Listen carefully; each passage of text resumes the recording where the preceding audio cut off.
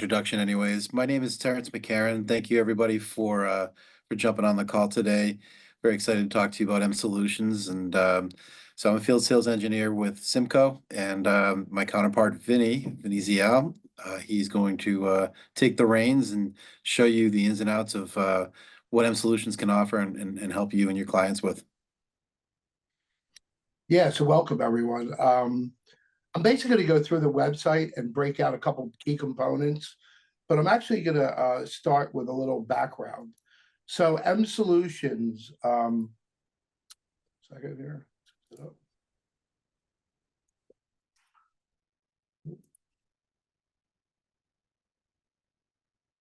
Msolutions is a company that started out with a couple of guys that split off from Valence, right? You know, the makers of the chip for the HDBaseT products. And they started out making a tester. So it's an industry tester that Crestron, Extron, you know, anybody that really wants to see the HDBaseT infrastructure validated, their own people use these meters, and they're the recommended meters that are used. So I'm going to start there. And again, that's what the company started making. That has turned into a tester that not only does HDBaseT, but it does USB-C, it does HDMI, it does CAT cables for Ethernet, as well as CAT cables for HDBaseT. Also does some network sniffing through LLDP. So very, very useful tester. They then morphed into using the HDBaseT products and making their own extenders. And they've continued to do that. They also manufacture their own cables. So there's some AOC cables that you're going to see. Again, they're all manufactured by Msolutions, which is a company that we now represent. So I'm going to start with the tester. And what's really nice is if you want to run through this yourself, you can. If you go to Msolutions website and you look up the tester, there's this little simulator here. And you just give them a little bit of information.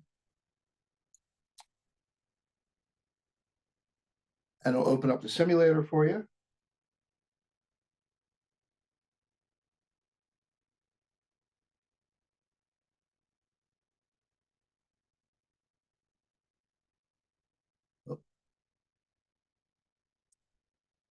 So the tester looks like this. You can actually, so the tester is kind of cool. It's a little metal box. I forgot to break mine out to actually show everyone. A box. I can actually bring up the website again. But it has a built-in wireless access point. So not only can you join, you know, a wireless network, you can also connect to it with your laptop. So whether it's over the wireless network or you use the local AP that it has, you can connect with your laptop and actually not have to use the local screen to run the tests. So as you can see, it has a color screen on it. And I can sit there and run all the tests I'm going to show you from the screen. But I can also run it from my computer, which is more what this is going to emulate. So in the simulation, if I click on the big M here, I can pick which component I would have stuck in the unit, and this is the tester it's going to run. So let's say I start with HDBaseT version 1. I can do an HDBaseT certification test, and when I run this, it's going to actually run a certification test. What's nice is I can save this report, and I should already have open, I believe. Hold on. A report. So it actually will generate a report. This is a report on a DC resistance test, but you get a similar report for whichever report you run. So you can actually save these and do a full validation report for any of your installs. So there's an HDBaseT certification. This is the DC resistance, right? You can save the report for any of the certifications. I can also do it in a live performance test. So while this is running, you know, I got a transmitter or receiver hooked in with the tester on the other end, you know, taking a signal in with a, you know, a monitor on the other end. And again, my tester can be on either side. And I'm going to sit here and test all my pairs in real time. and I'm going to be able to tell you what's going on. I can also do a log analyzer. So maybe we actually want to run a timed log. So we can actually pick a start time and how long the log is going to run for.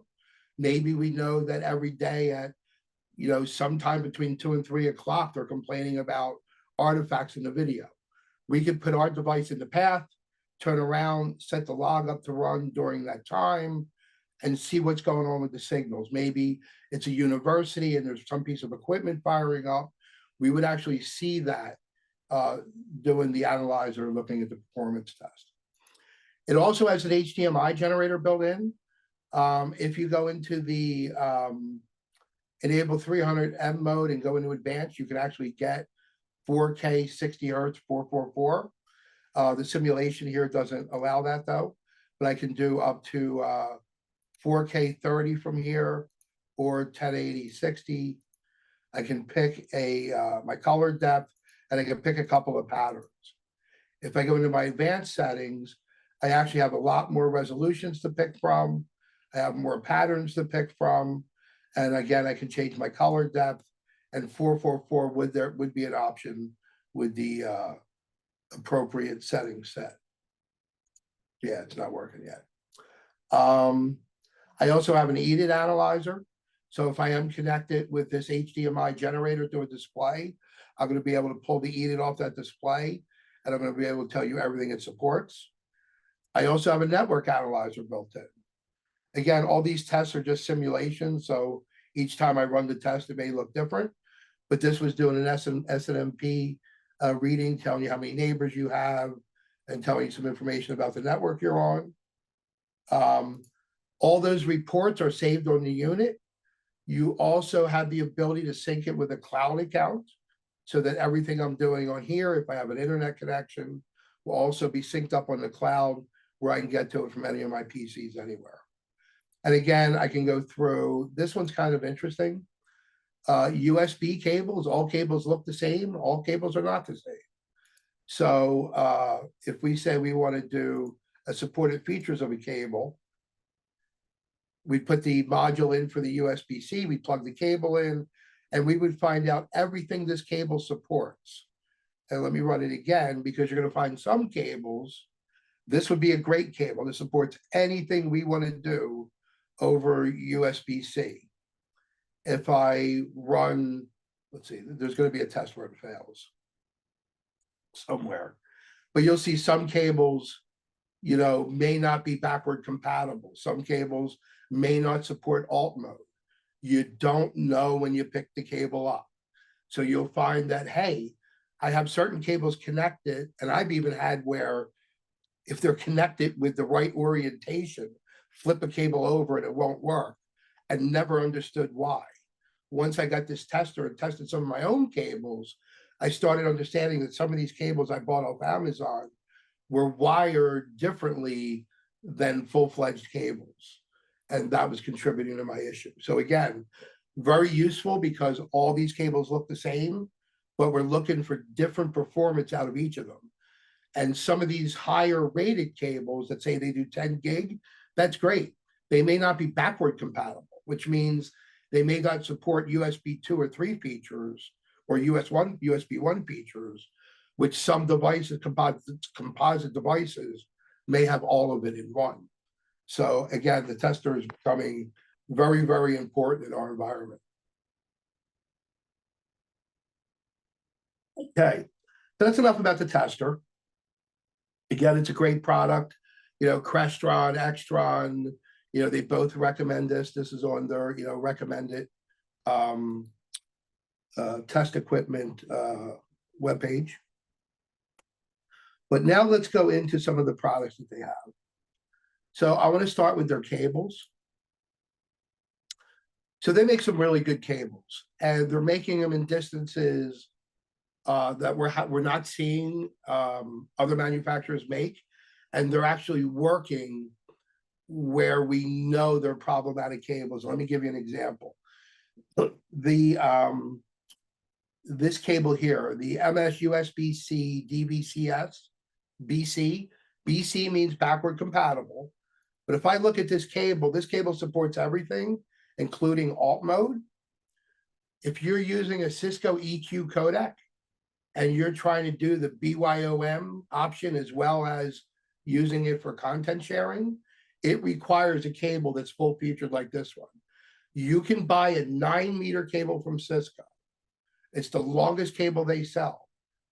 Msolutions has a 15-meter cable that will cost you considerably less than the Cisco 9-meter cable. And it's actually been tested at the Cisco office, with a bunch of computers. I don't know that we have a true Cisco validation, but we actually tested it with Cisco, and they were surprised that we could get it to work at 15 meters, right? So this is a really good example of what I like about Msolutions. I've been dealing with these guys before we actually picked them up. And, because again, we were evaluating the products and see if it was a line we wanted. And what I found was they're very engineering oriented, and they were able to tell me why certain things worked the way they did, why they didn't. They're very, very focused on how much power a cable can supply. One of the functions is of the tester for the USB-C part is you can put it in line with the device and it'll tell you how much power is being drawn, because they know that one of the problems is sometimes what a device wants, a port can't give. So, we have a way to measure that as well. So all the cables that they make are full feature. And if they're not, they clearly define what the use is. Like there's some up here that are just literally a video cable. This is, I believe, an HDMI to a USB-C that only does video, some specialized studio application. So somebody asked for the cable, they made the cable. It's strictly, a video cable. But they make all different flavors of cables. Even a lot of them are 3.2 Gen 1, all the way up to 10 gig. So again, if you're looking for a full-fledged USB-C extension, give us a check. We have them in a male to female, of USB-A. We make them in C to C. Again, really check out the website if you're looking to extend USB directly without using a box. If you're looking for that direct direct cable, and realize you're going to get more functionality than you're going to get out of a cable out of any CAT solution. Just because of the limitation on the chipsets that are out there, we're getting better, as you're going to see. But the 3.2 Gen 1, we're only getting 5 gig through Cat 5, where these cables will actually do 10 gig. So keep that in mind as you're looking to do your extensions. I want to show one product that's kind of interesting here. And for any of our partners out there that do work in military applications, this one's kind of cool. So we make it in 2 flavors. There's a 401, an MS-0401E, and there's an MS-0401U. The U is actually a USB switch. The E will do either Ethernet or Ethernet or HDBaseT. But what I want to show you is the schematic. So what this means is I can take 4 different PCs, let's say, and 1 camera and display, and this switch will switch between them. Now, it's a switch. It's not a router. So I have 4 different PCs, each of which can, one of them would be able to see this device. Here's the unique part. If I say send it to PC 1, the HDBaseT ports or the Ethernet ports for 2, 3, and 4 are dead. No power to them, totally isolated. So this meets that idea if I'm doing secure, unsecure, right, classified. This would be my way of switching between those networks or those devices very cleanly and keeping that air gap requirement that the military kind of installations require.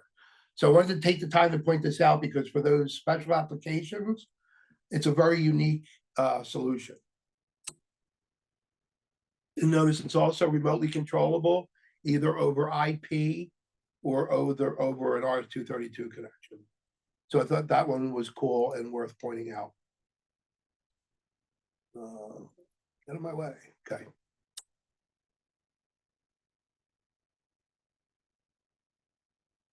So there's that guy. Now we're going to actually go into the USB, the HDBaseT extender. So these are, various flavors. Again, you want to go through, and when you have an application, read the descriptions because they're all a little different.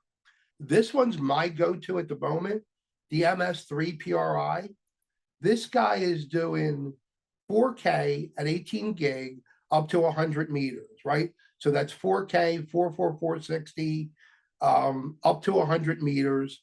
Also has a USB-C layer. So it's got a USB 3 compatible, which means USB 2 speeds, USB as well as the HDMI, in a very, very small form factor box. Not that anybody smokes anymore, but they are smaller than a pack of cigarettes. They're about the same width, but shorter. Very, very small boxes we're talking about here, which I meant to grab one out. And again, I did. So this is my go-to because we got USB for my camera bar, and we were future-proof for the video side with the 4K 444. These other pieces are a little different. So, different chipset. So this guy is 4K to 40 meters at 10 gig, or you can go up to 70 meters at 1080p. Power over cable. That's true for both of these. And what that means is I can power up from either the transmitter or the receiver side. Whichever one's more convenient, whichever one has more outlets and I have more access to it, I can plug it up from either side. Again, very, very useful. The 70 PRI, again, is 40 meters at 10 gig, 70 meters for the 1080. The 70 RI is the same thing. Yeah, it's actually the same thing. They also pass RS-232, IR both ways. There's some here that are doing SP-Diff. There's one that does SP-Diff both ways. Again, and most of these are that, here's 4K to 70 meters at 10 gig with 100 meters for 1080p. So again, I'm not trying to go through every product, but know that we got some variations here that if you're looking for some classic HDBaseT extensions, they're here. And again, that MS3 PRI is a newer product with that, full HDMI pass-through. We then have some KVM extenders. So this MS3RU is another one, 4K 444, up to 18 gig, up to 100 meters.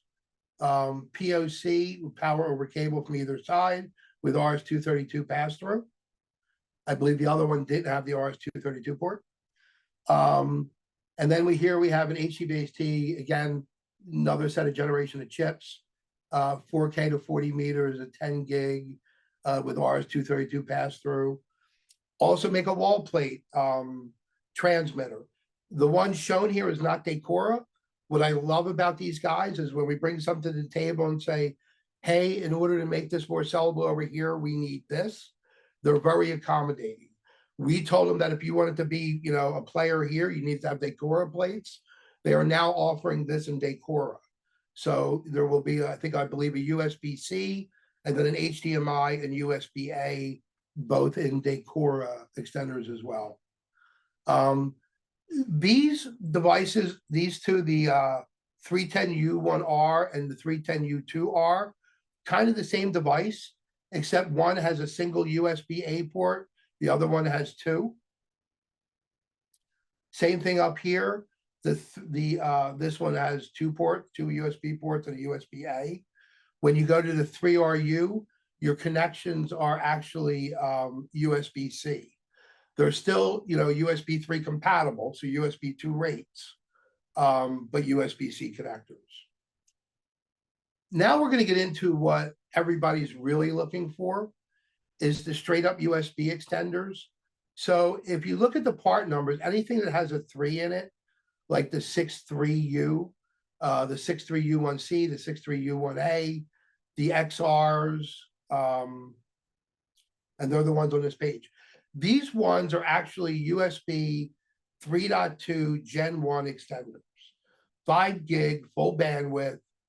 The difference between these top four is with the newest chipset, if you're doing under 50 meters, you can do POC, so you can power from either side.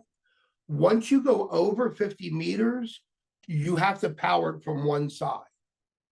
So what the XR is the extended range. So they're good up to 100 meters, but you have to power it from the receiver side.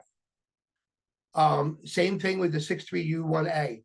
The difference between these two, they all have the same specs, except the one has USB-C connectors. The one has a USB 3 connector type A on the device side with a USB-C connector on the host side. The 63U1C and U1A, exact same boxes, except because they're limited to that 50 meters, these can be powered on either side. Now, that means the XR could be used at 25 meters if you want.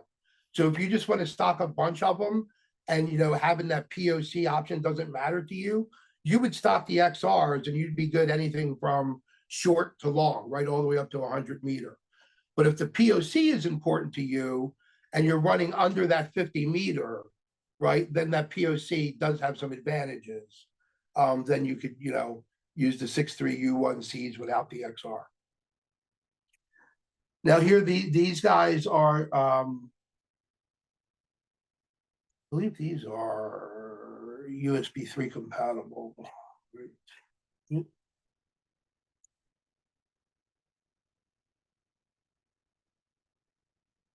Yeah, USB 3 compatible. So USB 3 to 320 megabits. So these are USB 3 compatible extenders. I've been using one of these with my BBC here for over a year. It's actually the 6U1C, and it's been working fine. And again, very small boxes, power over either side. So if you're just looking for your USB, basically USB 2 or USB 1 extender, that would be the 6U1C. The 6U14A is the same box, but you got 4 USB-A ports. And then the 6U1CP is interesting. If you're doing USB cameras, how the CP is different is you have to power it from the receiver side because the device side actually will pass power from its DC connector.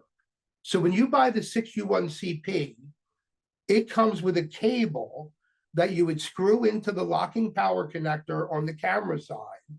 So it's a locking connector on the one side. On the other side, it's actually the 12-volt connector for a camera. So you can actually plug that into the camera power port and power the camera up over that single link, right? So that one's pretty cool. You lose the POC capability, so you have to power it from the one side, but they are passing the power through to the camera. And you're also getting RS-232 over that as well. So that's your basic USB 3 compatible extenders, your USB 3 extenders. And I have one more product I want to go over. And this one's pretty interesting. So this is what's called the MS-63 dock. Now, we actually have stock of a lot of these products already. The 63 dock and the 3.2 Gen 1 box extenders, we're actually going to have in about 2 weeks. They're just going into production this week or next week. So 2 to 3 weeks, we'll actually have those in stock. The rest of them we have in stock now. But this guy's a game changer. And it's a game changer because of the schematic part here. So basically what I have is a laptop on one side with a single USB-C connection. Now, this device actually has a little control capability built in. So you could have an RS-232 keypad, or over IP, you could actually do some control features on this box, or have this box controlling maybe, you know, a display that's in the room, although it does pass CEC and have CEC capability. But the point is there is some control built into it, mostly for future applications. But over a single CAT, I'm going to go to another dock, another box that would be up at the wall. Now, the local box gives me a couple of USB ports for convenience ports. So maybe I have a wireless keyboard and mouse that I want to plug in, or maybe, you know, a USB drive I want to plug in. I can plug them in locally. I then have that cat cable that goes to the other side of the dock. Out of the other side of the dock, I'm getting two HDMI outs that are both 4K. I'm getting audio out.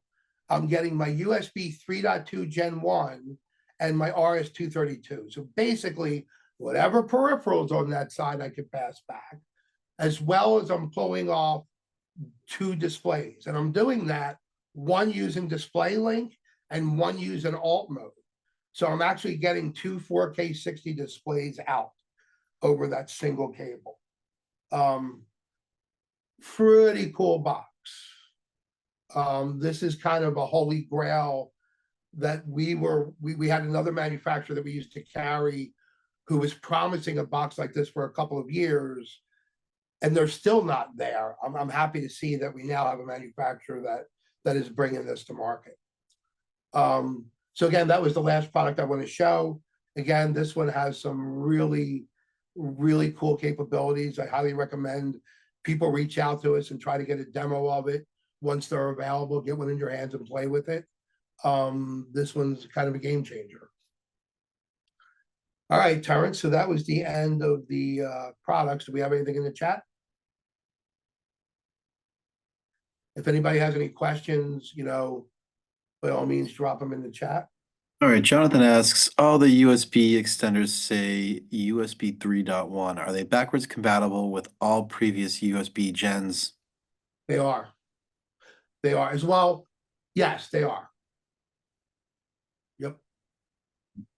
And then Nicholas asks, can you ask for the dock and Decora for the TX and charging on the USB-C for the user device on the TX?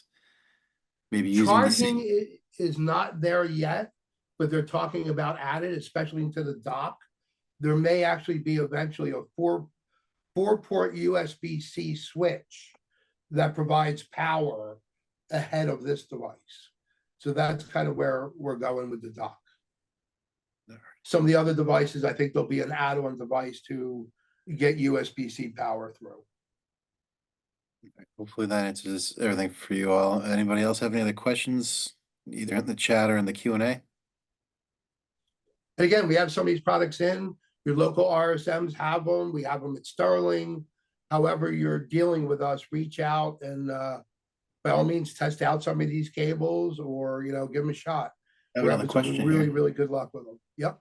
Scott asks about the MS-0401U. Yep. So where do we get the USB to RJ45 cables, and how long can they be? They come with it. And to be honest, I don't know how long they are. I think they're like 6 feet, but they do come with it.